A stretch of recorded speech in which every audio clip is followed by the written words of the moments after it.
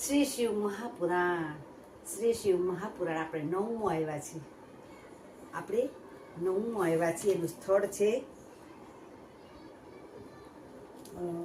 કહેવાય શિવનો મહિમા કરવા કામદેવ નિષ્ફળ પ્રયાસ.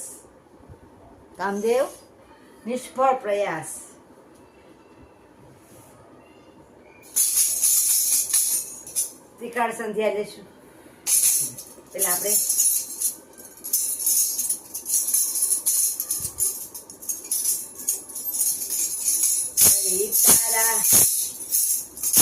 તારા નામની હો માળા છે લોકમાં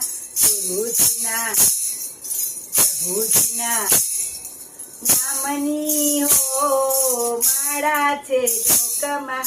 ખોટું બોલાય નહીં ને પોસાય નહીં, ખોટું બોલાય નહીં પરને પીરાય નહીં, આપને પોસાય નહીં હો માળા છે જોગમાં ગુરુજીના નામની હો માળા છે જોગમાં. નારાયણ નામની હો માળા છે જોગમાં. હા હા હા આપણે આવ્યા છીએ ત્રિકાળ સંધ્યા. બાળકોને લેશું સવારે ઉઠતા, બપોરે જમતા, સાંજે સૂતા, અને બાળકોને બાળ સંસ્કાર કેન્દ્રમાં મોકલજો. વડીલો દાદાને કેન્દ્રમાં જાજો. એથી કરી આપણા બાળકોને સારા વિચાર આવે. તમને એમ થશે આ તો રોજ ને રોજ કે કરે છે. પણ હું તમારા બધા સારા માટે કહું છું, કારણ કે અત્યારે કળિયુગ કેવો થઈ ગયો છે. આ બહુ જ ભારે કળિયુગ છે. ગણપતિ દાદાને કહેશું કે આપણા વાંચવામાં હાજરી, આખો પરિવાર. અમારી ભૂલચૂક થાય તો માફ કરજો. વડીલો બીમાર હોય, એવા લોકોને પીલાતા હોય, એ લોકોને તમારી પાસે લઈ લેજો. અને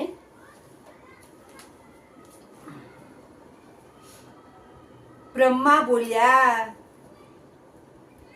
હે મુનિવર નારદ, કામદેવ જ્યારે પોતાના અનુચરોને લઈને શિવજીના સ્થાને પહોંચ્યા પછી કેવું થયું તેનું અદ્ભુત વર્ણન તમે સાંભળો. કામદેવ શિવજીને સ્થાને જઈ પોતાના પ્રભાવ ફેલાવવા લાગ્યા. પોતાની સાથે લઈ અને ગયેલા વસંતે પણ મહાદેવને મોહિત કરવા પોતાનો પ્રભાવ ફેલાવ્યો. પ્રસન્ન કરવા પોતાનો પ્રભાવ ફેલાવ્યો. અને કામદેવ સાથે રહીને અનેક પ્રયત્નો આપ્યા છતાં પણ મહાદેવ મોહવશ ન થયા. ઘણા પ્રયાસો કર્યા પણ મહાદેવ એમાં મોહિત ન થયા, એમાં નિષ્ફળ ગયા.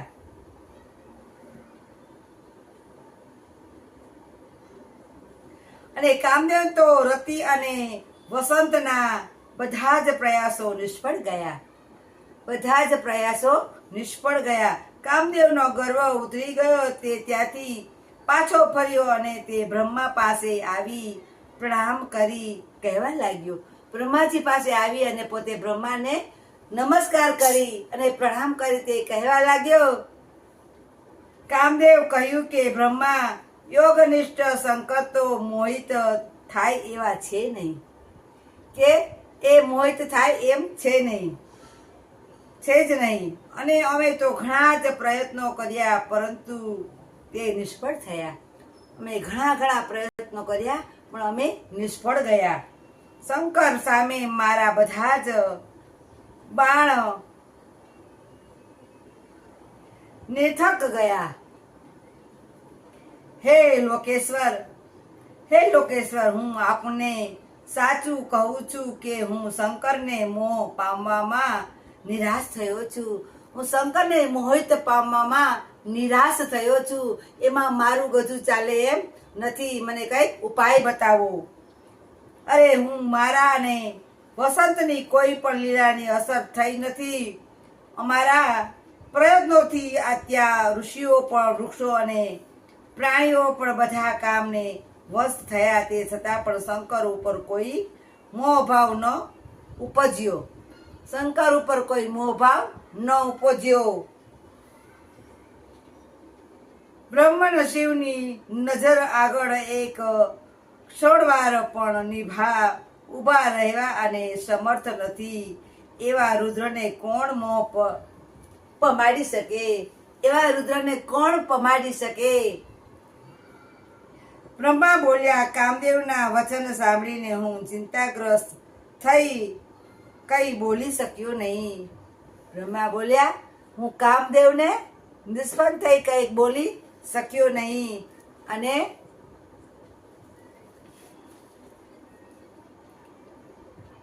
નહીં અને દુઃખથી હું પણ નિશાસા નાખવા લાગ્યો.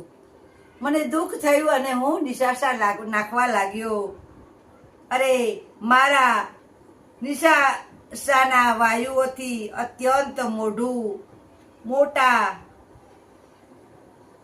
ગુણ રૂપો પ્રગટ થયા અને ભયંકર અવાજો ફરી મારો કાપોથી વિકરાળ બૂમો પાડતા ત્યાં ઊભા. ત્યારે કામદેવ બોલ્યા, હે પ્રજાપતિ, આ વિકરાળ અને ભયંકર વીરો કોણે ઉત્પન્ન કર્યો? આ ભયંકર ઉત્પન્ન કર્યો તેઓ કોણ છે? એ બ્રહ્મા આ શું કાર્ય કરવાનો છે અને ક્યાં રહે છે તે કૃપા કરી અને અમે કહો. સૂતજી કહે છે કે અત્યારે તો બ્રહ્માએ કામદેવને આમ કહ્યું હતું, પણ બ્રહ્મા બોલ્યા, હે નારદ, એમ કામદેવના પ્રશ્નો સાંભળી મેં કહ્યું કે મારા નિશાસાના વાયુથી ઉત્પન્ન થયેલા વિકરાળ ગણો મારે ઘણો જ વિશેષ ઓળખાય છે.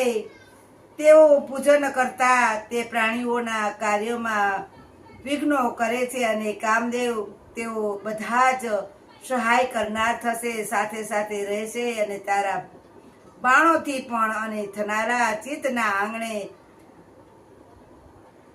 ભર માવશે અને જેથી જ્ઞાનનીઓની જ્ઞાન પણ માર્ગમાં અવરોધ ઊભો થશે.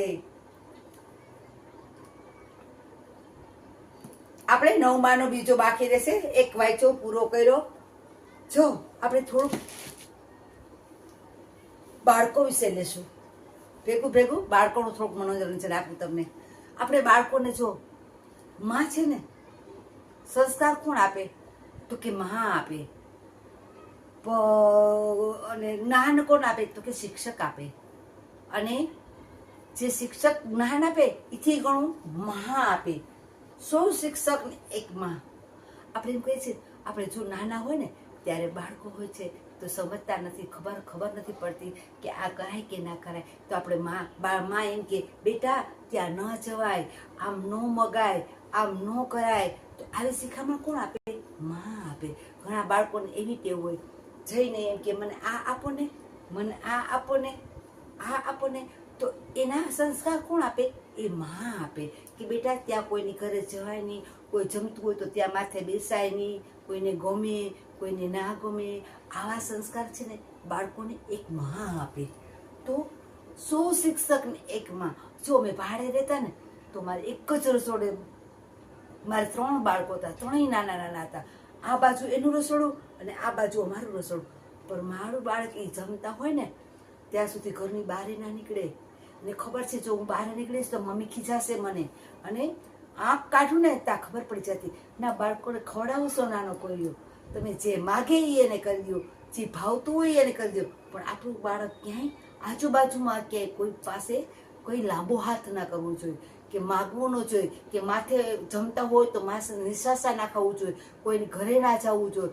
એથી કરીને આપણા બાળકોને એવા સારા વિચાર આપવાના અને એને સમજાવવાનું, બેટા આ સારું ના કહેવાય. આપણે કોઈની ઘરે જાય, કોઈને ગમે કોઈને ના ગમે, બધાના સારા. ઘણા તો ખવડાવીને રાજી હોય કે ના, મારી ઘરે જો બાળક આવે ને ખાય ને તો ખુશ હોય. એમ થાય કે ના, હું ક્યાંથી મારા એમ માને કે બાળક છે એક ભગવાનનું સ્વરૂપ છે. તો એને કંઈક આવે તો એને ખવડાવે, એને કંઈક ભાગ આપે, એને કંઈક. બધાના સ્વભાવ સરખા ના હોય, કોકનું સારું હોય, કોકનું ખરાબ હોય, કોઈને ચોકલેટ પણ દેવતા જીવનું હાલતું હોય, કોઈને એક નાસ્તો ચપટી નાસ્તો દેતા પણ જીવનું હાલતું હોય. હંમેશા બાળક છે એ ભગવાનનું સ્વરૂપ છે. જો બાળકને તમે વારો તો પ્રેમથી અને શાંતિથી વારજો. એટલે એથી કરીને આપણું બાળક છે કોઈ દિવસ કોઈના ઘરે ના જાય, અવાજ કરી અને ઘરમાં બેસાડી શાંતિથી બેસાડી અને સમજાવવાનું બાળકને. કોઈ દિવસ મારવાનું ઘણા તો ઢોર નીકળે, મારે પીપે કૂટેડે, હચોડા તાવી છે તાવીથી કૂટેડ. હંમેશા છોકરું જે ડારાથી સમજે ને મારથી ઢોર જેવું થાય. કોઈ બાળકને મરાય નહીં, હોટ હવટ ન કરાય. ઢોર નીકળે તમે મારો તો એ બાળકમાં સંસ્કાર ન આવે કોઈ દિવસ. 100 શિક્ષક અને એક માં જે સંસ્કાર આપે એ માં જ આપી શકે.